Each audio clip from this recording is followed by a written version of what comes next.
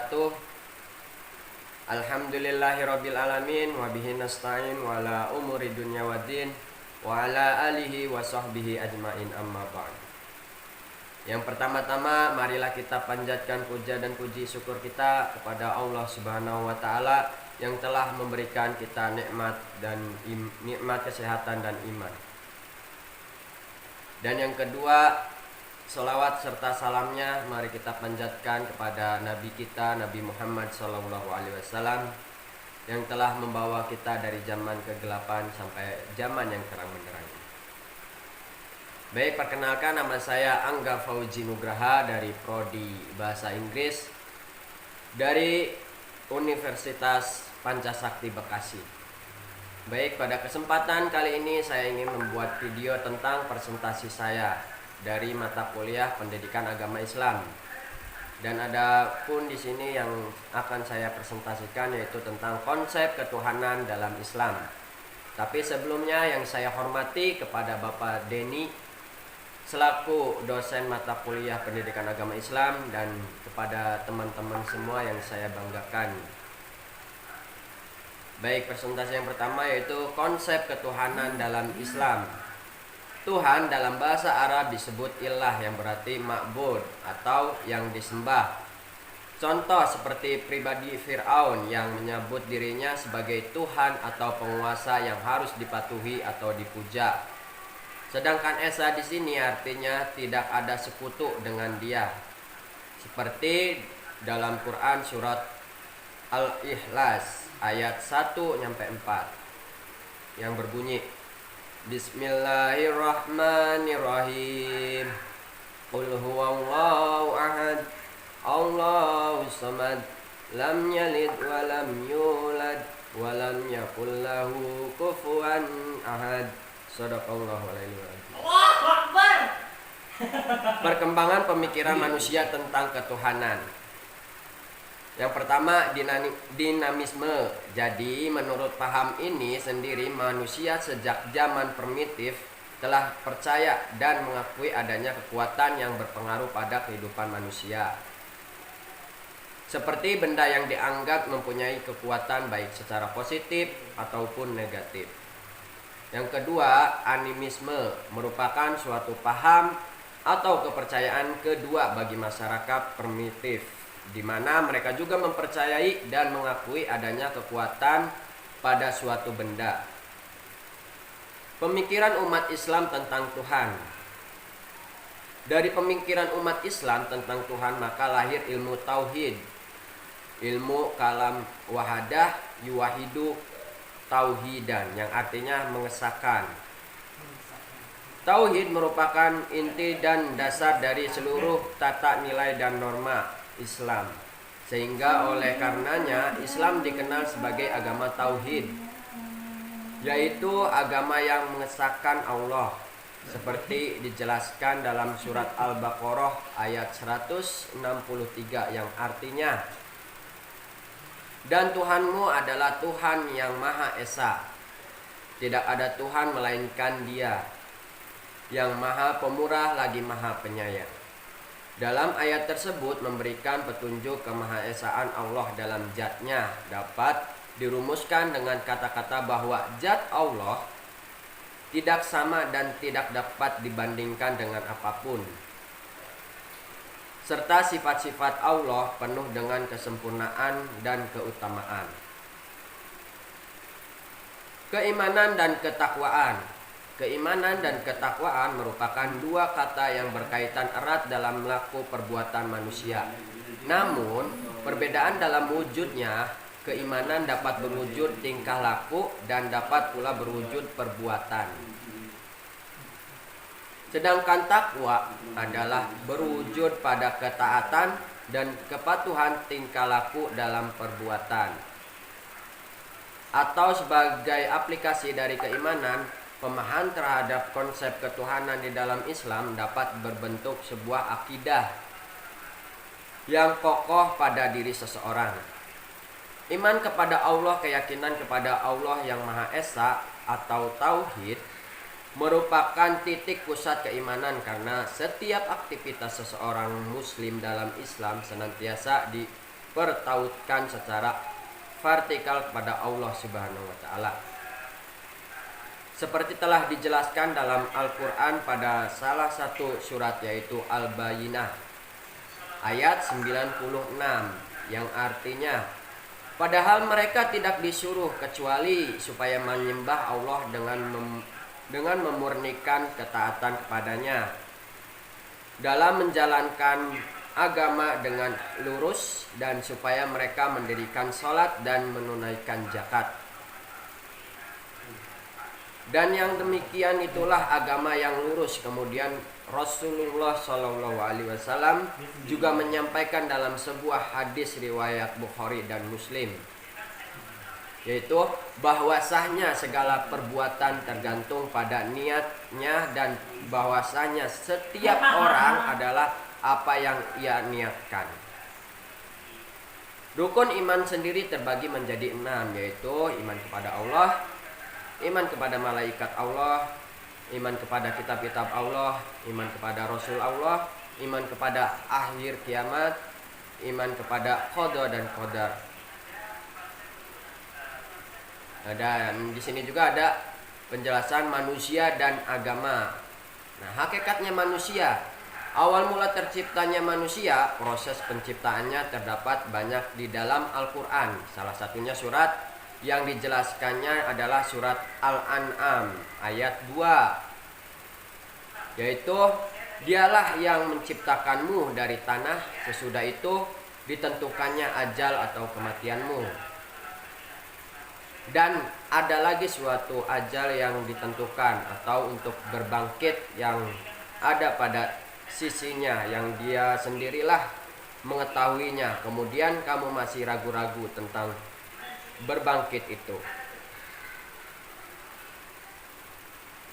Kedudukan manusia dengan makhluk lain. Dalam pandangan Islam, manusia dibandingkan dengan makhluk lain mempunyai berbagai ciri utama, yaitu manusia adalah sebaik-baiknya ciptaan Allah.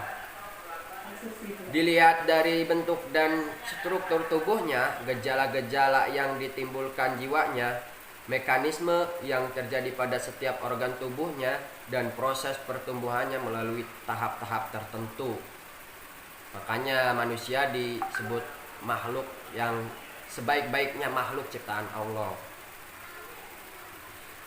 Di sini juga manusia dengan sebaik-baik rezeki. Manusia adalah makhluk yang diciptakan Allah dengan sebaik-baik rezekinya, yang berbeda dengan makhluk lain. Seperti telah diberikan rezeki makanan-makanan yang enak berupa nasi dan lauk pauk atau kue, roti dan lain-lainnya, melainkan makanan yang terpilih, halal dan jauh dari haram. Manusia memiliki hak dan kewajiban. Manusia itu sendiri memiliki hak dan kewajiban sebagai makhluk ciptaannya. Berkaitan dengan hak asasinya yang dianugerahkan Allah, yaitu hak hidup, hak kemerdekaan, melakukan pendapat, hak berorganisasi, serta hak menjalankan keyakinan dan kepercayaan terhadap agama.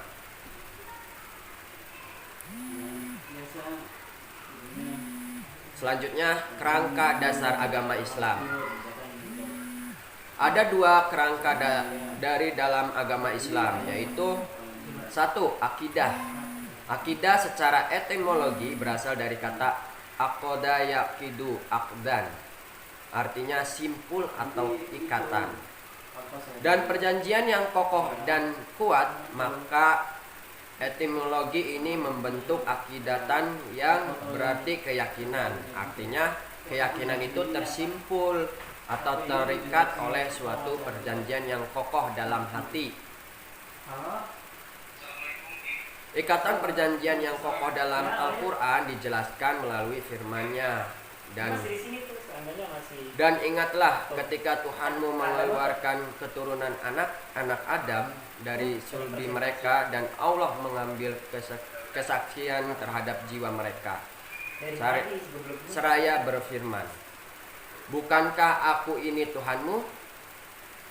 Mereka menjawab, betul, engkau Tuhan kami menjadi saksi. Kedua, syariat berasal dari bahasa Arab dan berasal dari kata syar'i. Secara harfiah berarti jalan yang harus dilalui oleh setiap muslim. Menurut ajaran Islam, syariat ditetapkan Allah menjadi pedoman hidup setiap muslim atau the way of life umat Islam untuk menjalankan perintah dan menjauhkan larangan Allah. Syariat merupakan peraturan Allah yang diturunkan kepada manusia agar dalam menjalankan agamanya manusia tetap berpegang teguh dan berada di atas jalan yang lurus. Dalam Al-Quran ditegaskan Allah bahwa manusia dalam menjalankan urusan agama harus berbeda di atas syariat atau peraturan yang diturunkan Allah firman-Nya. Kemudian kami jadikan kamu berada di atas suatu syariat atau perbuatan dari urusan agama itu. Maka ikutilah syariat itu dan janganlah kamu ikuti hawa nafsu orang-orang yang tidak mengetahui. Quran surat Al-Ja'siyah ayat 4 ayat 18. Sumber syariat Islam. Sumber pertama Al-Quran. Nah, ini sumber-sumber syariat Islam, yaitu ada Al-Quran. Al-Quran adalah kumpulan wahyu Allah Subhanahu wa taala yang diturunkan kepada Nabi Muhammad SAW melalui perantara Jibril dan menjadi pedoman bagi manusia.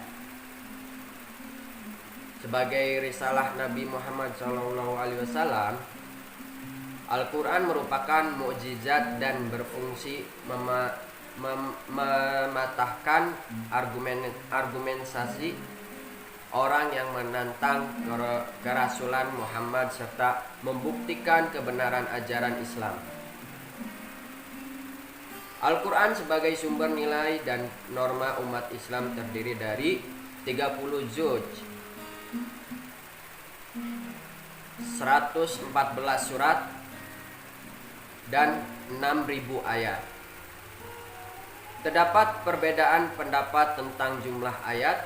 Dilihat dari tempat turunnya Al-Quran ini terdiri dari dua tempat, yaitu turun di Mekah yang dikenal dengan surat-surat Makkiyah. Umumnya surat-surat pendek dan isinya menyangkut prinsip-prinsip keimanan dan akhlak. Sumber kedua yaitu As-Sunnah.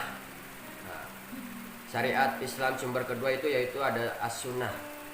Sunnah menurut tata bahasa adalah kata-kata kuno yang dalam bahasa Arab dikenal dengan makna cara yang berlaku. Tanpa dibedakan apakah cara itu baik atau buruk, para ahli umumnya menyamakan istilah sunnah dengan istilah hadis. Meski demikian, namun ada sebagian ahli hadis mengatakan bahwa istilah hadis dipergunakan khusus untuk sunnah qauliyah atau perkataan Nabi. Sedangkan sunnah fi'liyah atau perbuatan dan sunnah takririyah yang tidak disebut hadis tetapi sunnah aja. Dan yang ketiga dari syariat Islam itu ada ar-ra'yu atau ijtihad. Dalam syariat Islam adalah ijtihad atau dikenal dengan ar-ra'yu. Ijtihad atau ar-ra'yu didasarkan pada akal pikiran yang sehat. Sebagai sumber ajaran Islam yang ketiga, kedudukan akal sehat manusia sangat penting dalam sistem ajaran Islam. Akhlak merupakan bagian penting dalam ajaran Islam karena perilaku manusia merupakan objek utama ajaran Islam. Maksud diturunkannya Rasulullah ke muka bumi adalah untuk memperbaiki perilaku perbuatan manusia. Ya. Tidaklah aku diutus melainkan untuk menyempurnakan akhlak dan perilaku manusia. Al-Hadis. Kemudian di sini ada juga penjelasan hukum Islam. hak asasi manusia dan masalah-masalah kontemporer. Sebagian sistem hukum Islam tidak boleh dapat disamakan dengan sistem hukum yang lain. Baik, mungkin sekian presentasi saya, kurang lebihnya saya mohon maaf. Dan bila ada kekurangan itu dari saya sendiri, dan kalau ada kelebihan atau kebenaran itu hanya dari Allah Subhanahu wa taala. Dan saya minta kalau ada masukan atau ada kekurangan atau ada kesalahan dalam penjelasan saya mohon kalian bisa komen di kolom komentar nanti. Terima kasih. Wassalamualaikum warahmatullahi wabarakatuh.